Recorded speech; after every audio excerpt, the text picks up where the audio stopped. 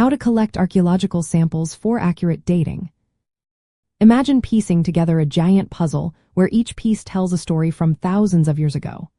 Collecting the right samples is like choosing the perfect puzzle pieces to reveal that story clearly. To do this well, archaeologists start with a detailed survey of the site. They look for promising spots where artifacts or sediments might hold clues to the past. Since excavating the entire area isn't practical, they pick specific parts using different sampling strategies. Some choose spots randomly to avoid bias, while others target areas with obvious signs of human activity. They might also divide the site into zones like riverbanks or forested areas and sample proportionally from each.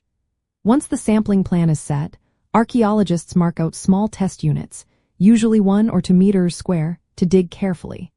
They remove soil layer by layer, keeping track of what they find at each depth. This layering, called stratigraphy, is key because it helps determine the relative age of objects. Every sample collected must be precisely recorded, noting its exact location, depth, and the soil or features around it. This detailed record keeps the context intact, which is vital for accurate dating later. When choosing samples for dating, archaeologists pick materials suited to the method they plan to use. For radiocarbon dating, they look for organic materials like charcoal, bones, or seeds that haven't been contaminated. For luminescence dating, they collect sediments or heated ceramics that have been exposed to sunlight or heat. For tree ring dating, they take pieces of wood with visible rings. Handling these samples carefully is essential to avoid mixing or contamination, which could skew results. They also look for undisturbed contexts, avoiding areas disturbed by animals or recent human activity.